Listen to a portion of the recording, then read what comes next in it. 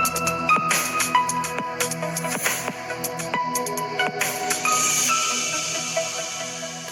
Friends, എല്ലാവർക്കും ഒരു പുതിയ വീഡിയോയിലേക്ക് സ്വാഗതം. It's me Akhil Satheesh and welcome to Akhil Satheesh world. എന്തായാലും മക്കളെ, നിങ്ങൾ ആദ്യമായിട്ടാണ് കാണുന്നതെങ്കിൽ ഈ ചാനൽ ഏറ്റവും പുതിയ വിദ്യാഭ്യാസ വാർത്തകൾക്കായി സബ്സ്ക്രൈബ് ചെയ്യാൻ മടിക്കേണ്ട. എന്തായാലും പുതിയ ഒരു ഗവൺമെന്റ്, അതായത് വിദ്യാഭ്യാസ മന്ത്രി ഉൾപ്പെടെ അധികാരമേറ്റപ്പോൾ വളരെ വലിയ പ്രതീക്ഷയോടെ നോക്കിയിരുന്ന വിദ്യാർത്ഥികൾക്ക് ആ പ്രതീക്ഷകൾ തെറ്റിക്കാതെ തന്നെ ചില പ്രഖ്യാപനങ്ങൾ, കാത്തിരുന്ന തീരുമാനങ്ങൾ വരുന്നുണ്ട്. ഏറ്റവും പ്രധാനമായിട്ട്, ഏറ്റവും ലേറ്റസ്റ്റ് ആയിട്ട് അവര് ആ ഒരു യോഗം ചേർന്നതിന് ശേഷം വിദ്യാഭ്യാസ മന്ത്രി തന്നെ ബഹുമാനപ്പെട്ട ശംസുദ്ദീൻ MLA അവർ പറഞ്ഞിട്ടുണ്ടായിരുന്നു. അതിലൊന്നാമത്തത് പ്രവേശനോത്സവവുമായി ബന്ധപ്പെട്ട ചില നടപടിക്രമങ്ങളാണ്. ഇത്തവണ 29-നകത്ത് തന്നെ, ഈ മാസം 29-നകത്ത് തന്നെ ഈ പാഠപുസ്തകങ്ങളുടെ അച്ചടി പൂർത്തിയാക്കിക്കൊണ്ട് വിതരണം ചെയ്യാൻ ഉദ്ദേശിക്കുന്നുണ്ട്. അത് പ്രധാനമായിട്ടും 6, 7, 8 ക്ലാസ്സുകളിലെ പാഠപുസ്തകങ്ങളാണ്, അച്ചടി തീരാത്ത പാഠപുസ്തകങ്ങളാണ്. അതോടൊപ്പം തന്നെ പ്രവേശനോത്സവത്തിന്റെ ഭാഗമായിട്ട് നമ്മുടെ സ്കൂളുകളിൽ ലഹരി വിരുദ്ധ ക്യാമ്പയിനുകളും അതുപോലെ വിദ്യാർത്ഥികളെ വരവേൽക്കുന്നതിന് പുത്തൻ രീതിയിലുള്ള മാതൃകയിലുള്ള വരവേൽപ്പ് പരിപാടികളും ആസൂത്രണം ചെയ്യുന്നതിനുള്ള നിർദ്ദേശവുമാണ്. അതുകൂടാതെ എടുത്തു പറയേണ്ടത് കോളേജ് വിദ്യാർത്ഥികൾക്കും ഇപ്പോൾ +1 SLC കഴിഞ്ഞ വിദ്യാർത്ഥികൾക്കും അതുപോലെ തന്നെ +2 കഴിഞ്ഞ് കോളേജ് അഡ്മിഷൻ എടുക്കാൻ പോകുന്ന വിദ്യാർത്ഥികൾക്കും ഒക്കെ ഒരു തരത്തിൽ ഉപകാരപ്രദമായ ചില വാർത്തകളാണ്. നമുക്കൊന്ന് ഓടിച്ചു നോക്കാം ഏതൊക്കെയാണ് എന്ന്. ഇതിലൊന്നാമത് പുതിയ അക്കാദമിക് കലണ്ടർ പരിഷ്കരണമാണ്. അതിൽ തീർച്ചയായിട്ടും വിദ്യാർത്ഥികൾക്ക് പലതരത്തിലുള്ള ആനുകൂല്യങ്ങളും, ഇപ്പോൾ ലീവ് ആണെങ്കിൽ അങ്ങനെ, അതുപോലെ തന്നെ ഗ്രേസ് മാർക്കുകളുടെ ഒരു പുനഃക്രമീകരണമാണെങ്കിൽ അങ്ങനെ, ആ രീതിയിൽ ചില പ്രഖ്യാപനങ്ങൾ അക്കാദമിക് കലണ്ടർ വന്നു കഴിഞ്ഞാൽ നമുക്ക് അറിയാൻ സാധിക്കും.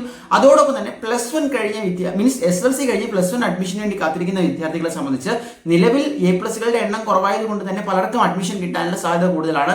അറ്റ് ദ സെയിം ടൈം നമ്മുടെ ഇവിടുത്തെ സീറ്റ് ഏതെങ്കിലും തരത്തിൽ കുറഞ്ഞിട്ടുണ്ടെങ്കിൽ ഘട്ടം ഘട്ടമായിട്ട് +1ന്റെ സീറ്റ് വർദ്ധിപ്പിക്കാനുള്ള നടപടികളും വരും ദിവസങ്ങളിൽ കൈക്കൊണ്ടേക്കാം. അതായത് 10 കഴിഞ്ഞ് ഉപരിപഠനത്തിന് തയ്യാറെടുക്കുന്ന ആർക്കും തന്നെ സീറ്റ് ലഭ്യത ഇല്ലാത്ത കാരണം പാതി വഴിയിൽ വെച്ച് പഠനം മുടങ്ങില്ല എന്ന ഉറപ്പാക്കലാണ് സർക്കാരിന്റെ ഏറ്റവും വലിയ ഒരു ഉത്തരവാദിത്തമായി ഇപ്പോൾ ഏറ്റെടുത്തിരിക്കുന്നത്. ഇനി മറ്റൊന്ന്, യൂണിവേഴ്സിറ്റികളുമായി ബന്ധപ്പെട്ട നമ്മുടെ ബഹുമാനപ്പെട്ട മുഖ്യമന്ത്രിയുടെ തന്നെ നേരിട്ടുള്ള പ്രസ്താവനയാണ്. അത് മറ്റൊന്നുമല്ല, ഇവരുടെ എല്ലാം അക്കാദമിക് കരിക്കുലം പരിഷ്കരിക്കപ്പെടേണ്ടതാണ്, സിലബസുകൾ അപ്ഡേറ്റ് ചെയ്യപ്പെടേണ്ടതാണ് എന്നും ഇവിടെ തന്നെ തൊഴിലവസരങ്ങൾ സൃഷ്ടിക്കുന്നതിന്റെ ഭാഗമായിട്ട് വിദ്യാർത്ഥികൾക്ക് ഇന്റേൺഷിപ്പ് ചെയ്യുന്നതിനുള്ള നൂതനമായ അവസരങ്ങൾ സൃഷ്ടിക്കുമെന്നുള്ളൊരു പ്രഖ്യാപനമാണ്. നമുക്കറിയാം, പല യൂണിവേഴ്സിറ്റിയുടെ കീഴിൽ, കേരള, കാലിക്കറ്റ്, അതുപോലെ KTUവിന്റെ അണ്ടറിലൊക്കെ വിദ്യാർത്ഥികൾ നേരിടുന്നൊരു പ്രശ്നവും കൂടിയാണ് ഈ സിലബസിന്റെ പ്രശ്നവും, അതുപോലെ തന്നെ ഇന്റേൺഷിപ്പുകളുടെ ലഭ്യത കുറവും. അപ്പോൾ അതിലും ഈ അടുത്ത അക്കാദമിക് ഇയർ മുതൽ ഒരു തരത്തിലുള്ള പരിഹാരം ഉണ്ടാകുമെന്ന് തന്നെ നമ്മൾ പ്രതീക്ഷിക്കുന്നു. അതുപോലെ +1 വിദ്യാർത്ഥികൾക്ക് ഇത്തവണ നേരത്തെ തന്നെ ക്ലാസ്സുകൾ, അതായത് നിങ്ങളുടെ അലോട്ട്മെന്റ് പ്രൊസീജിയേഴ്സ് എല്ലാം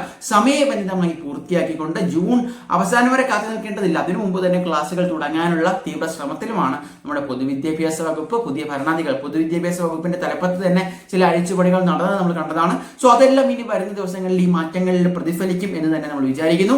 എന്നാലും നിങ്ങൾക്ക് ഏറ്റവും ഇഷ്ടപ്പെട്ട തീരുമാനം എന്താണ്, എന്തൊക്കെയാണ് നിങ്ങൾ ഇനി ആഗ്രഹിക്കുന്ന അടുത്ത അക്കാദമിക് ഇയറിൽ, തീർച്ചയായിട്ടും കമന്റ് ചെയ്യാം. മറ്റൊരു വീഡിയോ ആയിട്ട് കാണാം.